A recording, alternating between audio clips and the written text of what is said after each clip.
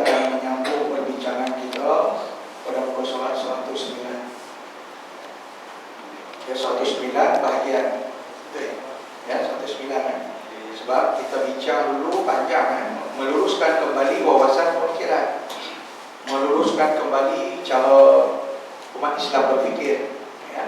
Dan kita sampai pada penghujung, yaitu pada muka surat 109, yang mana ya, ajaran-ajaran yang tidak betul dalam Islam ini bersumber daripada perkara-perkara yang kadang-kadang ya dikemukakan juga ya kadang-kadang oleh di kalangan kita, termasuk dalam hal-hal yang bersangkutan dengan cerita Israeliat, cerita-cerita yang bersumberkan daripada Bani Israel. Cerita jenis ini kadang-kadang dia tidak menjejaskan akidah, tetapi dia menceritakan kelebihan-kelebihan yang keterlaluan. Ya, kadang sebab tu tak rugi pun kalau kita tinggalkan hal itu. Misalnya bercerita tentang kelebihan-kelebihan di kalangan para alim ulama yang bagi pendapat kita cerita tu ya pada logik akal mungkin mustahil, tetapi tidak mustahil ya pada kehendak Allah Subhanahu wa taala. Ya, cerita Sayyidina Umar begini ya, misalnya dia pernah tidur, ketika dia tidur itu datang orang nak bunuh dia, keluar harimau daripada dalam pasir tu, terbuka keluar harimau, tak cerita pun orang tahu dah Sayyidina Umar tu lagi garang pada harimau tu ya. Jadi kadang-kadang kita kena tapis ya, kadang-kadang sekadar kita nak bagi semangat cerita kelebihan-kelebihan itu tak apa, tapi jangan melampau ya. Dan juga kadang-kadang termasuk dalam hadis palsu yang dicipta ya oleh golongan Bani Israel sendiri ya, orang Yahudi, mereka hadis kelompok sesat tak mesti kafir, tapi kafir sesat ya. Kadang-kadang ada ajaran agama sesat ini, ajaran sesat ini dia beriman kepada Allah dan Rasul, tetapi dalam satu ketika dia juga terlalu mendewa-dewakan guru dia ya. Allah dan Rasul dia beriman, tapi tambah sikit ya. Sebab tu tuan-tuan tengok dikategorikan sebagai ajaran sesat, bukan kafir kadang-kadang ya. Atau ajaran sesat, dia sesat, kadang dia tak kafir lagi, silap, kenapa betul. Tapi kalau kafir tu tentu dah sesat ya. Lalu perbincangan yang berlebihan tentang dunia wali, karamah dan sebagainya ya, sepatutnya kita cerita sesuatu yang pasti sebagaimana bukan karamah, tetapi kita lihat adalah, kita kata ya, kelebihan Nabi ya, para Rasul juga mempunyai cerita-cerita yang pelik, nama mukjizat. Cerita mukjizat itu ya tentu lebih selamat daripada ya cerita-cerita tentang karamah ya. Karamah sahabat kadang ada riwayat okey ya. Tapi karamah wali-wali ini kadang cerita kadang-kadang memang ada Allah bagi ya untuk menunjukkan kemuliaan. Kadang dia sendiri pun tak tahu kata itu karamah. Selepas daripada kematian dia, orang dapat lihat kebenaran daripada apa yang dia sampaikan. Jadi satu lagi perkara yang mesti dihindari adalah mengurangkan perdebatan dan perbalahan sesama umat Islam dalam masalah khilafiyah, masalah yang berbeza-beza di antara kita dengan mazhab yang lain, mazhab mereka, dan tidak membuka forum atau pertengkaran. Kadang-kadang dengan golongan sufi, kadang cara pembawaan orang yang jenis tarekat yang lain. Nah, jadi kita bincang cara mereka ya, berdebat dengan orang yang aliran tasawuf ya. Kalau fiqh pakai asalkan menutup aurat, sembahyang sah. Tetapi kalau bincang daripada sudut tasawuf, dia sembahyang tutup aurat tetapi dengan kain curi. Bagi kelompok ahli tasawuf, dia kata tutup aurat kain curi. Ambil ayam sembahyang dengan ayam yang dicuri, elektrik yang dicuri. Kalau sudut fiqh, apa kena mengena rukun sembahyang tu dan perkara-perkara yang membatalkan yang kita jumpa tu, yang mengeluarkan angin daripada dubur kita. Tak ada kata elektrik curi yang curi, tapi kesucian. Sebab tasawuf ini asal dari perkataan manusia. Dia mikir kau belakang. Jadi macam kita lah sembahyang semua rukun cantik dah sah. Tapi bila bincang sudah kalau sudut tasawuf, khusyuk pada. Ya, bincang sembahyang daripada pendekatan fiqh, dia bincang tentang syarat wajib, syarat sah. Tapi bincang daripada aliran tasawuf, dibincang pula ya bagaimana sembahyang tadi itu ya daripada sudut kebatinan sembahyangnya. Dia ada rukun yang dibicarakan juga kadang-kadang dalam sunnah kitab fiqh. Rukun qalbi. Rukun qalbi bukan ada dalam kita kata rukun yang 13 itu, rukun qalbi, khusyuk. Jadi kadang-kadang berbeza pendapat. Jalan tak mau bagi jadi kelang kabut adalah kita mempertahankan sikap kita terhadap pandangan kita tanpa membicarakan pendapat dan pandangan orang lain. Bila kita mula bincang pendapat dia, mulalah kita akan mengkritik. Dia pun akan mengkritik pendapat kita. Lalu sampai bila tak selesai. Tapi kalau kita yakin kita punya betul aliran fiqh mazhab Syafi'i daripada jalan Syekh Ramli misalnya, okey, sosok cara nak dia. Cuma kalau kita nak bincang boleh. Jadi kita boleh menerima sekiranya berlaku perbezaan cara perbuatan, ya, bacaan di antara kita dan mereka. Ya, dalam di kalangan sebagian besar di kalangan para ahli ulama menyebutkan bahawa surah Fatihah ini juga dikenali bukan selain daripada ummul kitab, ya, ummul Quran, juga dikenali sebagai sab'ul masani. Itu ayat surah yang 7 ayat. Jadi bila hitung oleh 7 ayat, memang bismillah tu sebahagian daripada surah. Jadi ulama-ulama qiraat, ulama-ulama tafsir bincang, ya, ada bismillah pada surah Fatihah, tidak pada surah yang lain.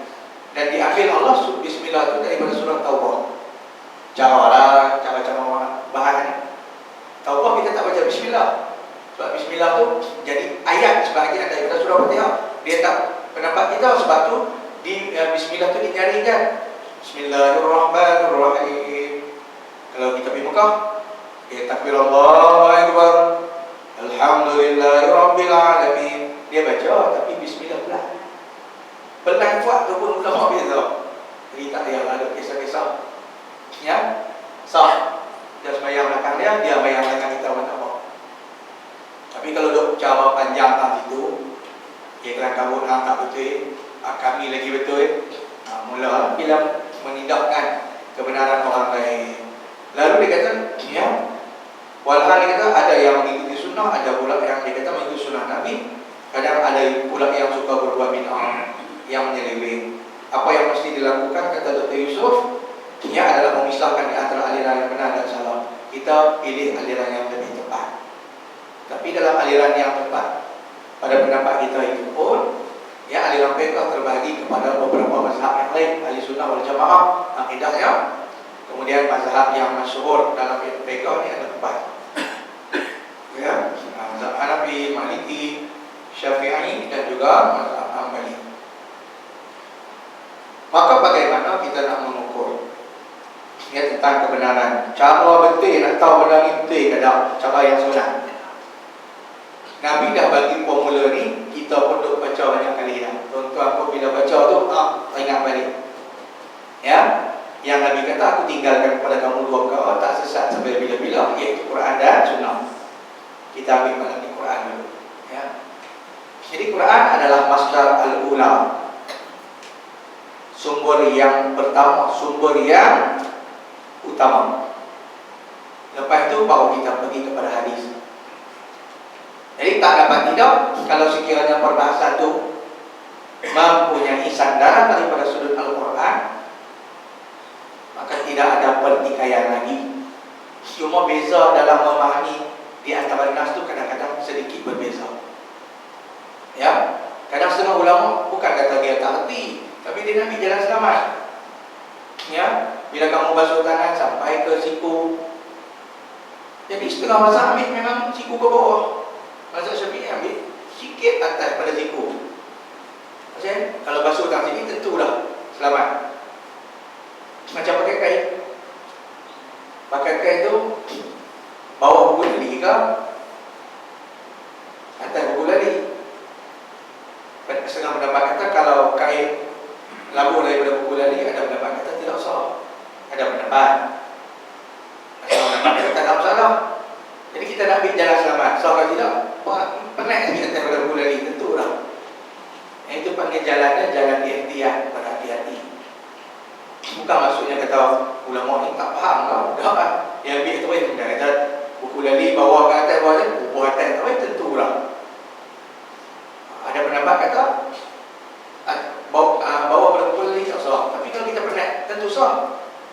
Walaupun katalah boleh bawa buku lali pun tak ada masalah bagi kita.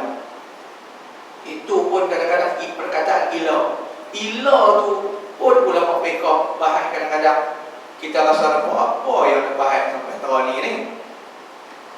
Ya, bila kita masuk ilal marafiq tu,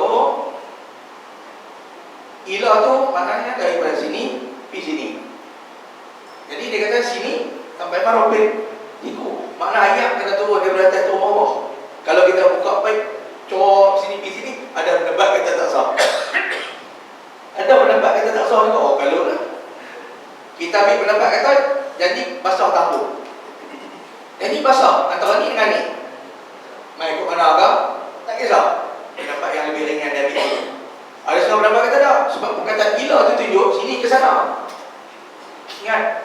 Kalau ni boleh jadi mai ke sini. Dia bahas lagi tu. Kaedah bahasa je. Ila kena tunjuk daripada sini pada sini. Mana ayat tu dia bawa pula hadis daripada Nabi yang Nabi ambil supaya bercucuran sahabat tak ada ke bawah. Atau kalau lah kan, kalau kadang-kadang ni kita mungkin tak jumpa, ya, kadang kita mengaji tak jumpa pasal kita ambil kitab yang basic. Ingat dalam mereka kita macam Bazara yang kan, kita tak bahas lah, bukan kata pengarang kitab tu tak bagus, pengarang kitab tu tak dalam ilmunya, bukan. Padan dengan kita lah dulu. Dan gaji tinggi-tinggi, ambil pula kitab yang lain pula. Kan? Kalau macam kitab budak-budak, dia ajak sikit je lah. Dia buat gambar-gambar rukun Islam, point kan. Tak urai apa, padang-padang kan dia. Main kat atas sikit lah. Kita pula kebetulan mengaji kitab seorang Tu'alim. Tu'alim yang hebat, Syekh Dr. Yusuf Al-Qaradawi. Padannya ilmu dia, kita tengok tu dia ni yang kita mengaji ni adalah sebahagian daripada fiqh. Bukan kata fiqh sembahyang dah. Masih dalam lingkungan fiqh menentukan mana yang amalan yang utama. Tapi tuan-tuan tahu Syekh Yusuf Qaradawi ni degree dalam bidang apa? Degree dia dalam bidang usuluddin. Degree dia dalam bidang usuluddin, tauhid tu. Tapi ahli fiqh, masya-Allah. Tu kadang-kadang tu kuku hebat. Dia buat kitab jenuh tebih kita. Kiana, jadi kita tengok yang berbagai-bagai konsep telah digunakan. Ulama dulu tahu, tapi tak ada orang karang kitab yang macam ni. Yang memulakan, macam saya kata, ulama dulu semua tahu usul fiqh, tapi tak pernah susun. Yang susun Imam Syafi'i.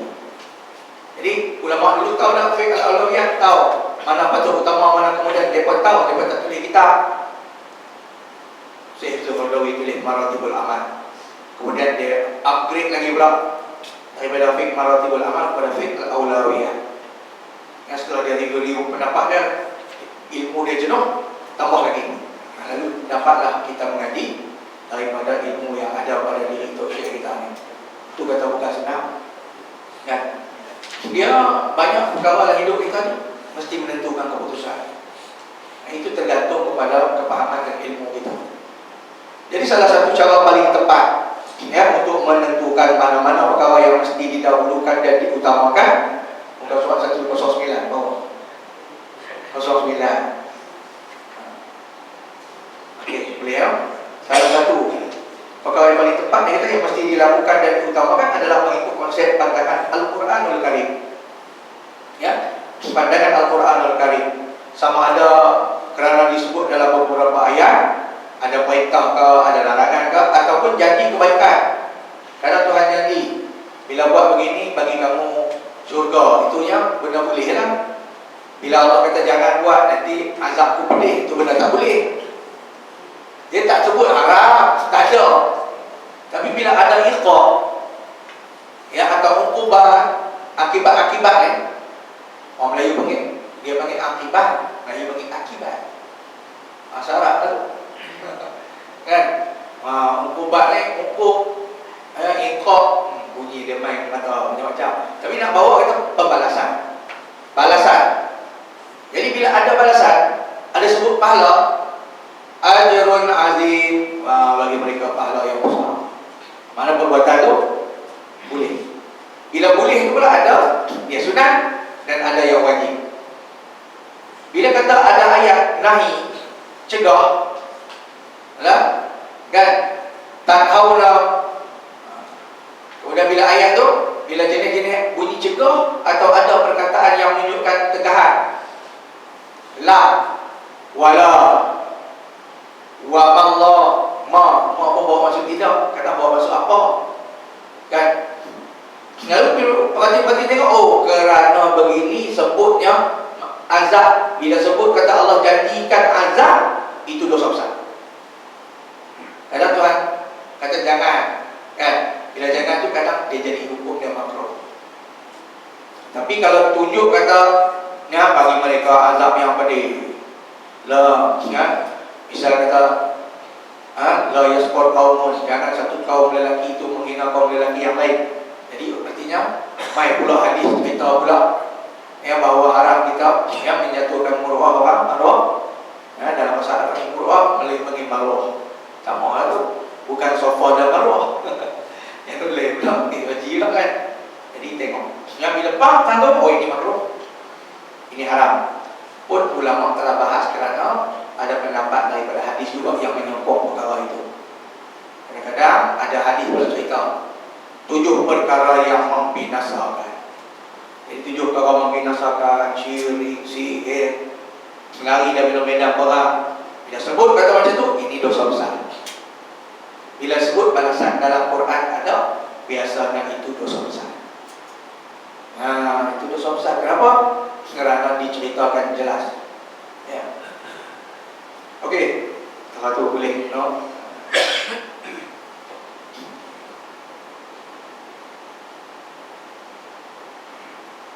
Lalu bila perkara itu disebut dalam ayat, ada janji, ada ancaman dan sebagainya, perkara ini mesti diberikan perhatian. Dan sewajarnya sama ada pemikiran. Dia boleh sebut pemikiran. Pemikiran ini masuk dalam bab beriman misalnya, kan? Ya, jangan kamu beriman kepada selain daripada Allah. Itu pikiran.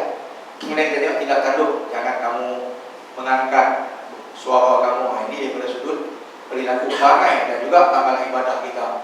Ya, amal ibadah kita. Ya, bila Allah sebutkan tentang orang-orang yang ikhlas, mukhlisin lahuddin, orang yang ikhlas dalam melaksanakan perintah agama dia, ikhlas dalam perkara yang wajib. Ya, jadi banyak benda lagi yang kalau kita nak bincang. Cuma saya nak sebut bagi mudah, ringkasnya seperti tadi. Dan di antara perkara yang mesti diberikan keutamaan adalah keimanan kepada Allah dan mengakui kerasulan Nabi Muhammad SAW. Daripada beriman kepada Allah dan Rasul, yang pecah. Asalnya daripada beriman kepada Allah, daripada dipecah beriman kepada, kita kata malaikat pun Tuhan cipta, itu duduk bawah ni. Kemudian beriman kepada Rasul, Rasul pun Allah Ta'ala yang hantar, nanti beriman kepada kita Allah Ta'ala turun. Beriman kepada hari kiamat, Allah Maliki Yaumiddin, kan, Tuhan Raja hari pertama. Kemudian apa lagi? Beriman kepada qada dan qadar. Betul lah, Allah Ta'ala yang menentukan. Wallahu ala kulli syai'in qadir. Allah yang menentukan segala-galanya. Atas setiap satu itu Allah yang tentukan, Allah yang kadarkan. Qadir, Allah yang qadarkan. Qada dan qadar, Allah yang tentukan. Jadi macam-macam orang lah. Ya, kemudian dia daripada beriman kepada Allah, beriman kepada ini jadi 6. Ya, padahal semua tu padan dengan kita beriman kepada Allah dah cukup. Tapi dia ada perincian-perincian, ya, yang mudah-mudahan membezakan antara syariat kita dan syariat lainnya. Syariat Nabi Musa, syariat kita mengikut syariat Nabi Muhammad. Sekalipun apa yang Nabi Musa bawa itu betul. Ya, bila Sayyidina Umar baca kitab Taurat, Nabi kata, wahai Umar, Kalau Nabi Musa pun hidup zaman ni, dia tak baca Taurat, dia akan baca Quran. Itu nak membezakan sahaja ya. Daripada sudut syariat, asyhadu an la ilaha illallah wa asyhadu anna Muhammadar Rasulullah. Amat depa wa anna Musa Rasulullah.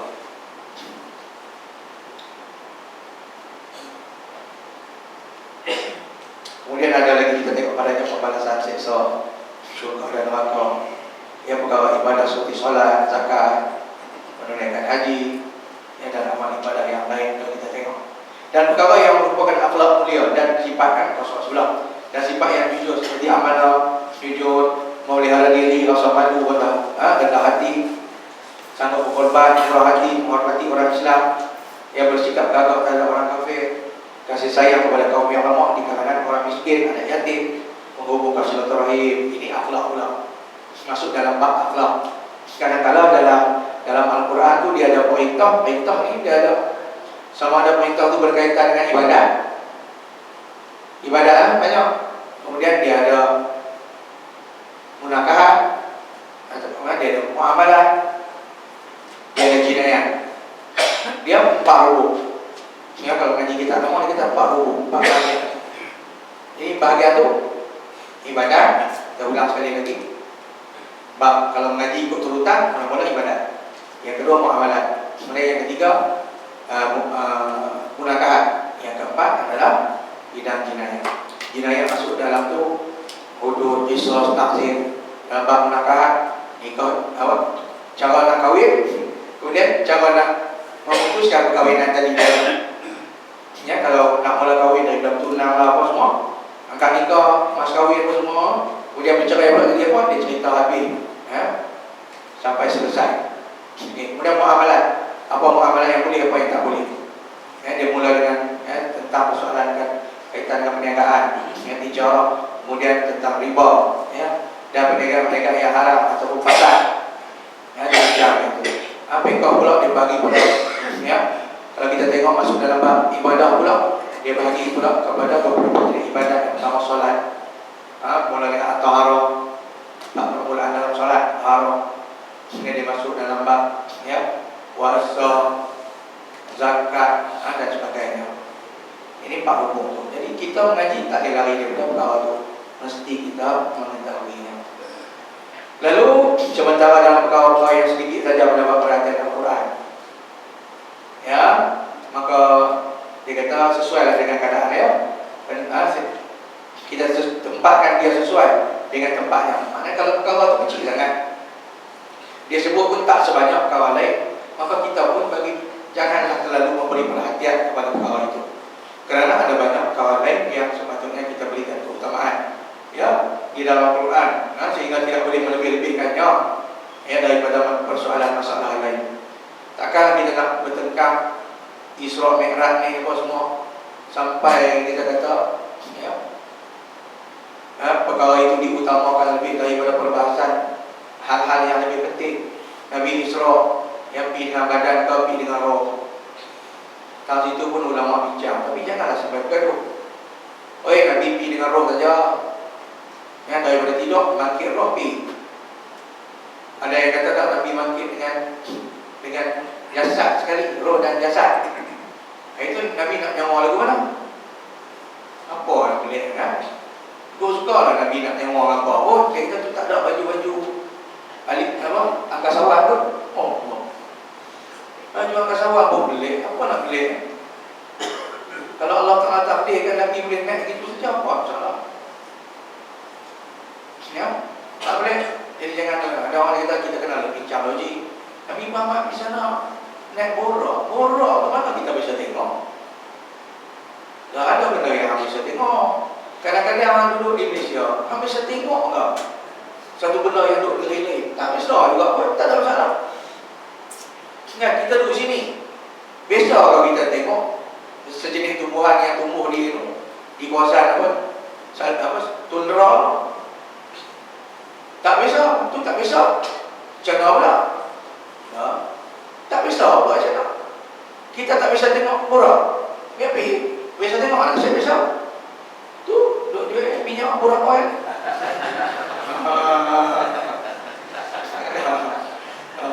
Ada bisa tengok.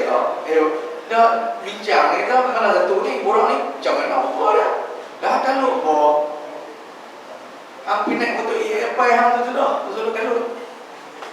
Kan naik motor kering kita tu. Buruk tak bisa tengok, bukan menjaga akidah. Kan buruk katanya panjang macam kijang, ya, kecil pada rusak, payah betul fikir. Kan benda bila Allah Taala sebut asra, ulama bahas asra bi aqli, perkataan asra dia bukan kata dia bila kata roh sekali dengan jasad. Tapi kalau ada yang kata kami nak ambil pendapat pergi dengan roh, ikutlah.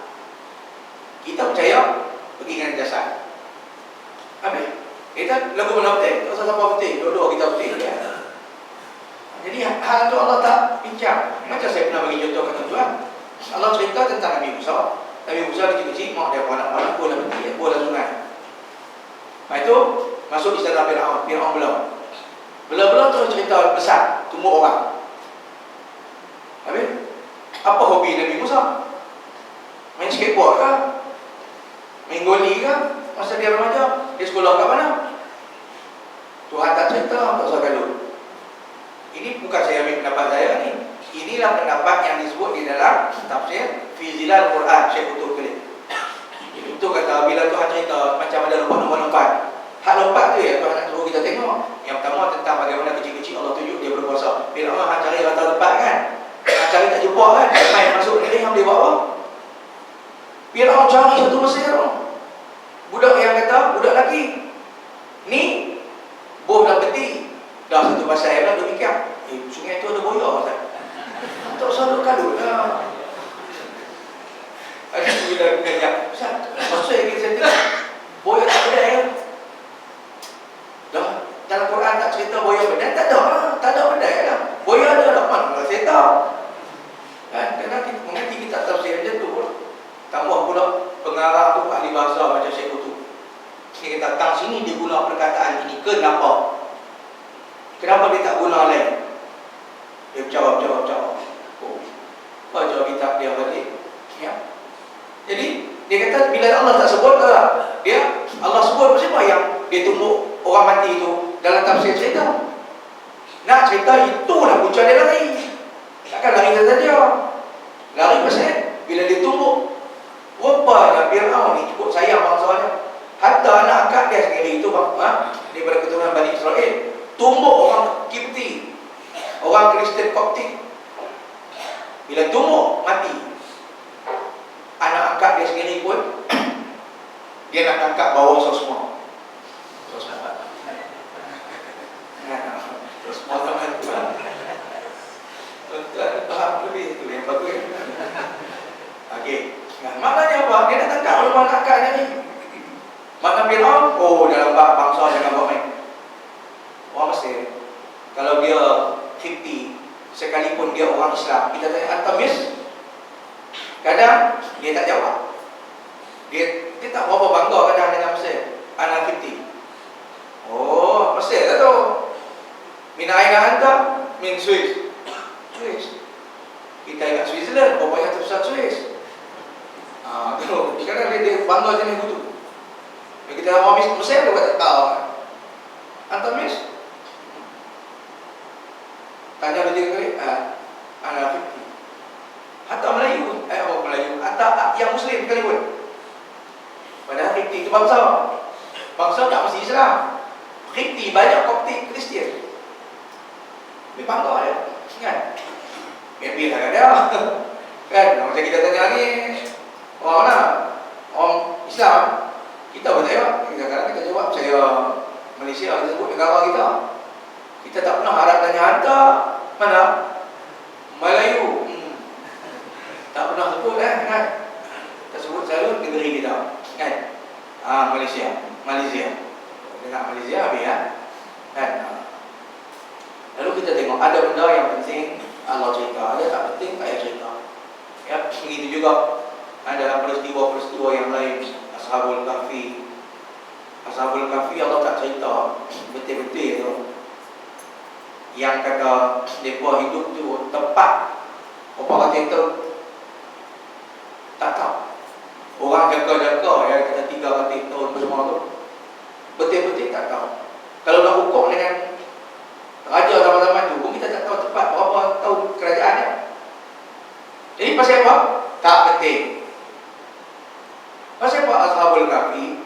balikkan tubuh mereka. Jadi tubuh mereka tak rosak. Jadi kita ambil lah, kalau ada balik kita duduk di hospital, rumah kita sakit lumpuh, kena kali-kali selalu. Kalau tak kali tu dia akan rosak badan. Itu hajat kita ni. Itu cerita perubatan tu. Okey, tapi pasal apa anjing lepak? Tuhan bagi rumput, mati. Awak anjing tak duduk sekali dengan lepak. Sebenarnya nak cerita, kamu tahu dah, mereka ni dimatikan lama dah tak tengok anjing dia. Tapi Tuhan selamatkan dia apa? Tapi tak anjing kau boleh tengok berapa lama tempoh masanya Allah Ta'ala jadikan perkara tu berlaku. Kalau dua-dua ada, orang kata mungkin kemarin ni kemarin apa anjing tak ada, anjing tu tidur depan tu. Lepas tu Allah buat pula mereka lari-lari tu bawa duit. Jadi pergi nak beli roti, duit lama. Jadi tengok ni duit ni hang ni tong bila punya duit ni. Kemudian bila orang terkejut tengok ni depa ni main dengan keadaan dia ni serupa orang dulu kalau. Kita pakai hari ni macam ni. Tok nenek kita pakai 50 tahun lepas, walaupun jubah tak sama kita. Orang boleh tengok lah macam seluar kawan dulu tu. Seluar ni tak macam tu, seluar kawan dulu macam tu lah. Kasut dia lah, lepas tu kaki duk gede tu. Tahu lah saya. Jadi maknanya apa? Orang tengok orang tahu ni pakai lama, duit pun lama. Mereka ni siapa? Banyak orang ambil. Nak tunjukkan zaman tu raja dah beriman. Pi sampai kat gua ni baru mati. Dia mati tak Allah balik. Bukan pi tu hidup berapa lama dah mati dia. Sekadar Allah nak tunjukkan kekuasaan dia menghidup dan mematikan. Allah Maha Kuasa. Jadi tak penting lah. Bila kita duk tanya orang Tuhan tak biar dia hidup bila dan nikah ke apa-apa. Yang kalut nak boleh buat. Takat tu Tuhan cerita nampak kekuasaan Allah cukup. Ni kata cara kita tengok. Kita kadang-kadang kita melihat dah tu. Bukan kata Tuhan tak terfikir lagu kita fikir. Kita awak cerdik bagaimana kita fikir Tuhan tak tertik. Kan? Jadi cukup kita tengok ni dia. Macam ni kisah dia. Kisah orang yang dalam parit asal buduk-buduk. Macam mana jadi. Bila Tuhan tak cerita, itu tak penting. Kalau ada pula dalam Quran Tuhan tak cerita, tiba-tiba ada hadis yang menguraikan kisah ini dengan panjang. Kisah Ashabul Ukhdud dalam Quran cerita tak panjang, tapi dalam hadis ulama dakwah sampai 3-4 muka surat. Hadis tu macam ni. Kitab kita tu hadis tu 3-4 muka surat. Punya panjang cerita. Pasal Tuhan nak tunjuk bahawa ada kombinasi antara Quran dan hadis. Nabi ni tak pernah pergi mana. Nabi bukan jauh sangat. Dia pergi sekali nak berniaga sampai rahim tu kata ni nak makan hang ni. Kalau Yahudi tahu dia pernah bunuh. Tu lah paling jauh Nabi pergi. Tak jauh pun. Keluar daripada daripada Mekah. Jadi Nabi mana nak tahu cerita yang berlaku ratus-ratus tahun dulu. Lalu orang kata ini Nabi Muhammad, mungkin dia baca kitab-kitab sejarah yang ditulis oleh dalam agama-agama dulu dalam bahasa Ibrani bukan kata bahasa Ibrani. Bahasa Ibrani itu bahasa orang Yahudi lah. Bukan kata bahasa Ibrani. Bahasa Arab pun dia tak boleh baca, tak boleh tulis. Nampak? Jawab habis lah. Kalau akal kita baik Nabi ni bukan takat boleh bahasa Arab, boleh semua bahasa satu dunia. Tamil pun boleh. Baru nampak hebat saya dah. Tapi rupanya tak. Kekurangan kadang-kadang jadi satu kehebatan. Dia kurang tak boleh baca, tak boleh nulis, rupanya itulah mukjizat yang kata dia betul. Jangan kata satu kekurangan itu satu kelemahan. Kan? Dia naik berlebih dengan tongkat. Lain kali dia halau kita bangkit. Bagaimana dia tu? Dia tak? Kekurangan kaki sebelah ke apa ke? Nampak kurang. Bila naik terbang, kita kena bangkit kat dia. Mereka buta boy. Tu tengok. Kekurangan satu kelebihan. Cuba kita sihat-sihat ni. Driver kata bang bagi dia dulu bang. Tengok tongkat tu. Saya pun bayar juga. Tak usah duk kira abang bayar tak baik. Dia ni orang kelainan pun bayar. Nampak lu kita nampak dia orang. Macam orang kata Allah perempuan ni leceh lemah, gigit teriak. Kerana dia teriak lah kita tak boleh bawa. Dia dah tadi. Baku ya dah. Baru nak keluar mulut. Dia teriak dah. Kita baru menguat. Tak teriak dah. Bukan nak marah ni. Tu kata, oh ya kan, kekurangan bagi kita, dia teriak. Teriak-teriak, boleh rantai. Apa kau bilang mau apa tak pernah beli. Dia pun tahu kita beli PM. Tengok-tengok Allah kena beli pula rantai. Makcik, jangan pakai tangan power tu, dia orang tak percaya. Payau dapat sekali dia ni. Kenapa dia ni tu payau? Senjata ni guna tenteng yang hebat kan. Lelaki pun dia ada. Dia ada senjata juga kan. Kelebihan kekuatan dia. Orang perempuan pun ada. Tapi jangan kita anggap satu kaum yang lemah. Yang misalnya Allah ciptakan orang perempuan fizikal lemah. Tapi fizikal lemah dia tu lah yang boleh mengandung bawa perut 9 bulan. Betul Kalau bagi kat kita 9 bulan. Kita dah bawa 5 tahun dah, tak mana-mana pun kan. Itu kelebihan lelaki tu. Jadi kita tengok, tengok balik. Macam mana nak cerita kehebatan Quran lagi ni? Ya, lalu konsep Quran ni kata, ya, perkara-perkara yang tak penting kadang-kadang disebut sekali saja dalam Quran. Tapi kalau kita tengok pula tentang peperangan, banyak peperangan yang disebut dalam Quran. Ghazwah Badar. Walaqad nasarakumullahu bi Badrin wa antum azillah. Ingat dulu, ya, kami bantu hangpa masa perang Badar, hangpa lemah. Nak mengingatkan bahawa pertolongan Allah sentiasa. Asalkan kamu memperjuangkan agama Allah. Tapi bila hangpa sombong sikit di medan Uhud, Allah tarik balik pertolongan, hampir-hampir tewas. Dan Allah uji kamu dengan kesusahan dan kepayahan di dalam peperangan Tabuk. Allah rakam kisah dia, walaupun tak sebut, tetapi Allah rakamkan dalam surah Taubah cerita perang Tabuk. Perang Tabuk perang musim hangat ni. Yang kata musim hangat macam mana? Dia bulan 3, 4, 5 ni. Kok belah-belah Arab sangat panas. Pasal apa? Perang Tabuk berlaku dalam bulan macam tu. Kalau kita tengok sekarang ni bulan Muharram, masuk Safar kan. Ya, bulan-bulan yang macam tu ni, kita kata yang musim kurma masak. Kalau kurma masak masa musim sejuk, dia berpulang. Dia memang main time musim panas tu. Jadi orang kalau dia pergi Mekah bulan 6, bulan 4, 5, 6 dia makan kurma baru. Kita pergi bulan 12 bulan 1 makan kurma tahun lepas. Macam juga dari orang putih. Dari orang putih nak sejukkan bulan 4 tu semua salji kan. Apa salji tu musim bunga, musim buah. Siapa makan bulan 6 tahun lepas buah apple, tu buah apple baru. Kalau kita makan Allah ni, tahun lepas kan. Tu bulan ni tu suruh beli. Saya tak beli. Jangan beli apple bulan ni, tahu dah buah tahun lepas kan. Tu kata, bukan masalah dia tahu mana. Tak ada sapu ubat. Satu dia sapu lilin. Sebab tu apple kilat. Ingat, yang kedua, dia bubuh dalam sejenis gas nak bagi dia tahan lama. Sebab tu kadang-kadang apple tuan-tuan makan dia gebu. Dia gebu tu mana apple lama. Jangan syok dia gebu. Gebu tu apple lama. Apple yang baru ni keras macam jambu. Jadi kalau nak beli buah apple, beli keras macam jambu.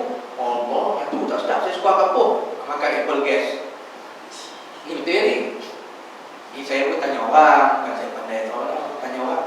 Lepas saya makan apple lah jenis jambu tu, bau rasa sedap. Bila apple lembu tak lalu tu kan. Dia keras, gigit tu rasa macam gigit apa? Buah belang putih. Macam tu. Tu kata bau apple yang baru dipetik. Tak apa, tak kisah nak makan ke tak. Cuma nak bagi tahu kita Allah buat masa-masa tu memang sebenarnya sesuai. Jadi depa pergi perang musim panas. Allah cerita tentang orang munafik, orang Yahudi dan sebagainya tu.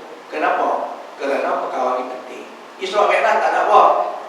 Ya, walaupun dia tu juga bagi kesan keimanan kepada orang Islam zaman tu, tapi bila sebut tentang Ghazwah ni, peperangan ni, hampir dalam satu surah penuh.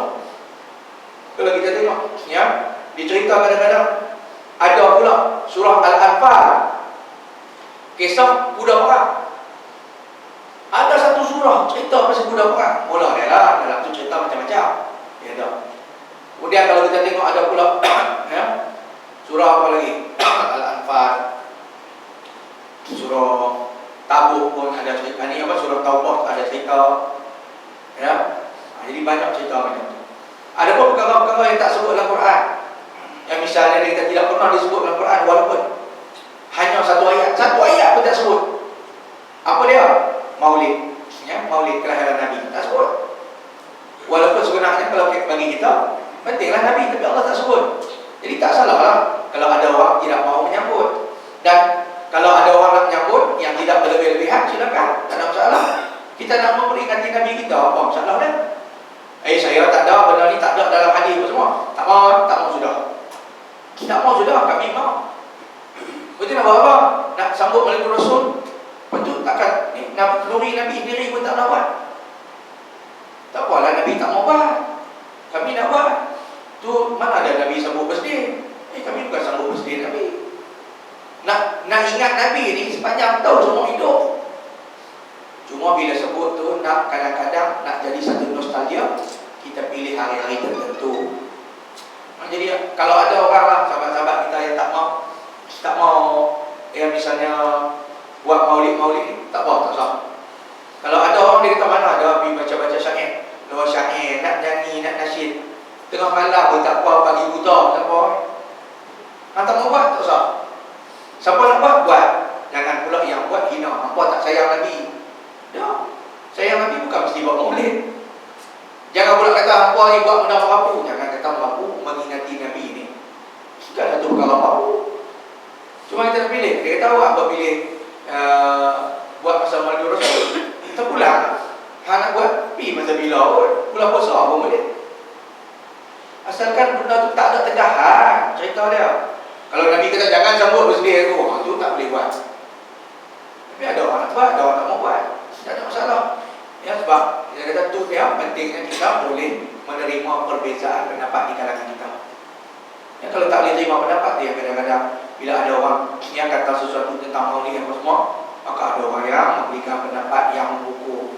Jangan. Kamu tak mau buat, silakan.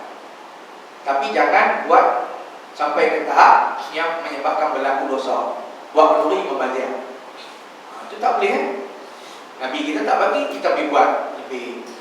Yang orang buat pula sampai ke tahap yang lampau-lampau. Buat kek tulis nama Nabi Muhammad, potong orang sikit. Kan orang lah Melayu buat puluh-puluh buah Muhammad ni kita tolong potong. Itu mengaku lah tu. Kau cakap buat kenduri nak ikut dia beradik, tak ada masalah. Sebab perkara ini adalah perkara yang diharuskan dalam agama. Bid'ah yang melampau sampai ke tahap kita kata ia bertentangan dengan hukum adab, tu tak boleh lah. Ya. Jadi banyak kadang-kadang kita tengok, terutama lah akhir-akhir ni kita tengok bergaduh sangat. Ya Wahabi, Salafi lah, apa lah, apa semua. Saya ambil kereta, saya tak reti lah tu. Yang saya tahu akidah ahli sunnah wal jamaah. Hal lain tak mahu urai, senang. Kalau kita tak urai lagi, ada yang berpendapat jadilah sebagaimana yang berlaku di luar antara. Ya, budaya mengkafirkan, kita panggil apa? Ya, kelompok lain ni. Ni Pak Abbas kata apa? Macam ni, yang ni macam ISIS seperti kan. Itu pun dah jadi pening kepala. Jadi ngapa yang berlaku? Pasal kita duduk sini. Kau ni kata macam ni, kau ni kata macam ni. Katanya ini ejen Yahudi, kita tak tahu. Kita kira negeri kita tak dulu. Ya, bila kita tak sibuk memikirkan perbezaan pendapat dengan orang lain, lebih mudah. Maka perkara-perkara yang macam ni dia, yang tidak mengandungi erti yang sangat penting dalam kehidupan kita. Ya, kerana dia tak ada hubungan kait dengan mukjizat. Karena Nabi lahir tu tak apa? Dia tak bagi kesan besar. Lainlah kelahiran Nabi Isa alaihissalam. Kelahiran Nabi Isa dia masuk dalam bab mukjizat. Lahir tanpa ayah. Jadi benda tu kena cerita, kena sebutlah. Yang kelahiran Nabi Muhammad ada ayah, cuma ketika mana Nabi Muhammad 2 bulan di dalam kandungan ibu dia, ayah dia meninggal. Bukan tak ada ayah, ada. Tapi dia anak yatim. Itu beza dengan Nabi, kita kata Nabi Isa alaihissalam. Maka contoh-contoh seperti ini dia kata, cara penilaian seperti inilah yang tidak akan pernah salah kalau kita ikut Quran, kerana Quran sumber ajaran Islam dan Sunnah merupakan tafsiran dan penjelasan kepada Al-Quran. Kan? Waktu kita tengok surah Al-Isra ayat 9 tu, Bismillahirrahmanirrahim. Inna hadzal Quran yahdi lillati hiya aqwam Ya, sesungguhnya Al-Quran itu memberikan petunjuk, yakni kepada jalan yang lebih lurus. Quran, petunjuk yang ada dalam Quran lurus. Ini jaminan daripada Allah. Kalau kamu ikut, ya sebagaimana yang terdapat dalam Quran, walau kamu urai ke manapun, insya Allah akan selamat. Yang dia sebut kata dalam Quran sebut gini. Kadang-kadang ada orang ambil pendapat gini, kadang-kadang ada orang ambil pendapat gini. Insya Allah dua-dua jadi betul. Maksudnya apa? Quran Allah kata ambil daripada Quran, itulah petunjuk yang lebih lurus. Maksudnya di sini juga dan firman Allah Ta'ala lagi, Bismillahirrahmanirrahim, surah Al-Ma'idah ayat 15 hingga 16. Bismillahirrahmanirrahim. Ya ayyuhal kitab, ya ahlal kitab, qad ja'akum rusuluna yubayyinu lakum katsiran mimma kuntum tukfuna minal kitab wa ya'fu an katsir. Qad ja'akum minallahi nurun wa kitabun mubin yahdi bihi Allahu man ittaba'a ridwana subulas salam wa yukhrijuhum minadh dhulumati ilan nur bi'idnihi wa yahdihim ila siratal mustaqim. Ayat 15 dan 16. Sesungguhnya telah datang kepada kamu cahaya dari Allah dan kitab yang menerangkan. Maknanya Allah kurniakan kepada kita Quran dan juga sunnah daripada Allah, kitab yang menerangkan artinya Quran. Dan kitab itulah, dengan kitab itulah Allah tunjukkan ya orang-orang yang mengikut keredaannya. Allah bagi petunjuk kepada orang yang Allah redha, yaitu orang yang mengikut perintah Allah ke jalan yang selamat. Dan dengan kitab itu pula Allah mengeluarkan orang-orang itu daripada kegelapan, ya, minaz-zulumati ilan nur.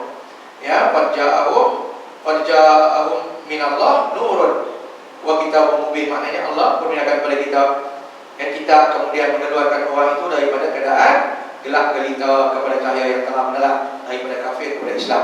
Dalam tafsir sebut kafir kepada Islam. Yang kegelapan itu adalah kekufuran, ya, kepada cahaya-cahaya keimanan kepada Allah. Dan dengan izinnya menunjuki mereka kepada jalan yang lurus. Ya, sebab itu kita kena faham ya bahawa Allah Subhanahu wa taala ia telah memurniakan kepada kita petunjuk. Maka kalau orang mengambil petunjuk selain daripada Al-Quran dan Sunnah, artinya itu bukan petunjuk yang paling tepat. Ya, kadang-kadang mungkinlah jadi elok juga lah pada awal-awalnya, rupanya kadang-kadang di penghujung jadi tak betul. Ya, begitu juga di dalam surah An-Nahl ayat 89. Allah berfirman, Bismillahirrahmanirrahim. Wa nazzalna 'alaikal kitab tibyanan likulli syai'in wa hudan wa rahmatan wa busyra lil muslimin. Ya, wa busyra lil muslimin ini maksud bahwa ya Allah beritahu sampaikan kabar berita gembira. Yang ini dikatakan, dan kami turunkan kepada kamu Alkitab, yakni Al-Quran, untuk menjelaskan segala sesuatu dan petunjuk serta rahmat dan kabar berita bagi orang-orang yang berserah diri. Artinya serah diri itu bukan pasal dia bersalah, dia serah diri dia kepada Allah. Ya, Allah buatlah keputusan macam mana pun dia ikut, dia serah diri. Artinya apa? Dia mengikut Al-Quran, panduan Al-Quran yang telah diturunkan kepada mereka. Dia serah diri lah, dia tak pantau, tak apa, susah senang dia bersama dengan pengajaran Al-Quran. Ini dalam surah An-Nahl ayat 89. Maka maksudnya kepada kita bahawa Al-Quran Al-Karim menjelaskan asas-asas agama yang mantap dan kukuh yang menjadi prinsip-prinsip asas bagi kehidupan manusia di muka bumi. Ya, bila dalam Quran kalau kita tengok, dia bagi kita konsep kepada kita. Ya, kadang-kadang konsep tu ya ada dalam hadis juga menjadi sumber.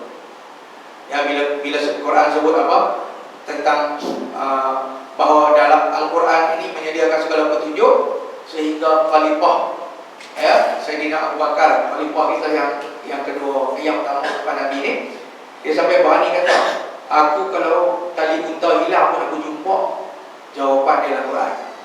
Bukan jumpa tali itu dalam Quran, dah jumpa jawapannya. Ada Quran bagi jawapan bila tali unta hilang. Apa jawapannya? Tanya orang yang tahu bila kamu tak tahu. Senang, anda buat tali unta? Tak ada. Dia tak tahu. Tanya orang lain. Anda buat tali unta? Ada kat belakang. Itulah orang yang mengetahui. Tanya dia dapat jawapan. Quran sampai terus tu ajar kita. Sampai Yang kadang-kadang Quran cerita satu-satu kepada kita. Kadang orang pula bila Quran cakap macam tu, dia pergi rendang bagi teruk. Ini pun kadang dalam kelompok ya, ajaran sesat juga. Bila di dalam Al-Quran disebut, hendaklah kamu berkahwin kan, ya, dengan sesiapa yang kamu kendaki di kalangan orang perempuan. Masna wa sula sawarubah, 2, 3 ataupun 4. Kalau tak mampu kahwin 1. Dia pergi hujah, kalau kita tak kahwin banyak, mana kita tahu mampu ke tak? Apa yang ambil dulu? Nak kau tengok 1 dulu. 1 boleh handle, boleh nak tambah. Dia bukan macam tayar motor, mula dengan naik basikal tayar 1. Kalau jenis kenderaan daripada atas turun bawah, 4 tayar mereka, kemudian 3 tayar beca, tinggal 2 tayar motor atau basikal, tinggal 1 tayar satu orang naik tu. Kalau basikal dia turun lagu tu tayar. Tapi kalau kita, Allah kata kahwinlah 2, 3 atau 4. Kalau tak mampu kahwin 1. Kita kena ambil faham, nak tahu mampu tak mampu, tak mana paling dekat dengan ayat tu 1. Dia tentang 2. Lepas tu bila kita dapat siapa 2. Tak, kalau kita buat 2 pun kita tahu boleh ke tak. Itu cerdik. Main lagi teruk pada tu pun dah. Tuhan suruh 2, 3 atau 4. Kalau tak mampu 1 dia kata, mula dengan 1, 2, 3, 4 boleh kahwin 10. 1 jemput 2, 2 jemput 3, 3 jemput 4, 10. Main kutu pun ada juga. Aduh, dia kata. Tu kata manusia ni faham macam-macam. Yang jenis faham boleh kahwin sampai 10. Sebab tu dia berhujah pula pasal Nabi kahwin ramai. Ada benda yang Nabi boleh buat, kita tak boleh buat. Itu sifat khusus. Puasa sampai 3 hari. Kita tahu mana bagus kita pun takat maghrib kena buka puasa. Walaupun kita tahan. Kalau tak ada makanan macam mana Ustaz? Tak ada makanan, kita niat buka puasa. Sopa tak makan, tak sopa.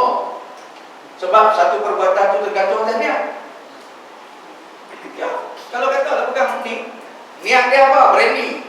Walaupun saya minum air mineral, hukum haram macam brandy. Tergantung atas niat.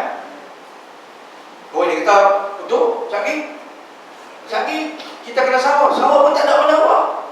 Niat, telah yang liok ni, nak sahur ni. Kelas. Betul niat. Dia tak ada apa pun sopa ya. Tak sopa bila dia ni. Tu kita kena perhati. Banyak kadang-kadang dia minta semua kalau kita boleh buat macam Nabi. Kan? Oh, dia kata ni boleh. Betul.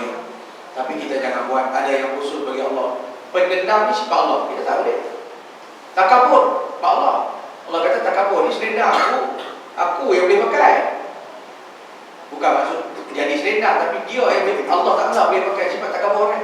Aku Tuhan apa yang maha tinggi, tahu tak? Betul ya, memang dia patut dia takabur. Kita boleh? Tak boleh, haram bagi kita. Itu kata tak semua perkara yang Allah Ta'ala buat kita kena buat. Oh, dia ada Al-Quran, begitu. Kalau ada Al-Quran, ini semua boleh buat. Tak semua. Hak Nabi buat, tak semua kita boleh buat. Ada yang jadi haram bagi kita pula buat, sekalipun kita nak tunjuk ketaatan. Dia kadar-kadarnya pada perintah. Allah perintah maghrib 3, tak selalu gatal. Dia kata buat 5. Saya semangat lebih hari ni, tak selalu kira semangat 3 sudah. Pasal Tuhan kata kadar dekat tu ya.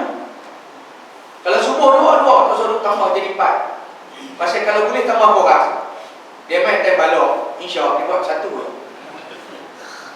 Ini rakan yang tengok 1 kan, esok tambah. Tak boleh, dia mesti kadar pada perintah Allah. Allah kata sebab 100, tak usah kurang. Kalau kata 100, geram, aku nak pukul 107. 47 kalau kita tambah kuatan. Tak boleh. Pasal Tuhan kata, banyak tu tadi. Potong tangan. Kalau kata rejam. Kalau kata pencuri, begini hukumnya. Itu. Tak boleh kita lebih-lebih. Dan kalau kita buat lain daripada perintah Allah Ta'ala pun, dia akan jadi dosa. Dia akan jadi dosa pasal tak ikut syariat. Yang penting adalah kita mengikut segala syariat daripada Allah Subhanahu Wa Taala. InsyaAllah tuan-tuan, nanti kita masuk bab 15. Kalau yang ditakdirkan Allah, boleh akan datang. Ya, bab 5 ni kita akan masuk boleh akan datang. Ada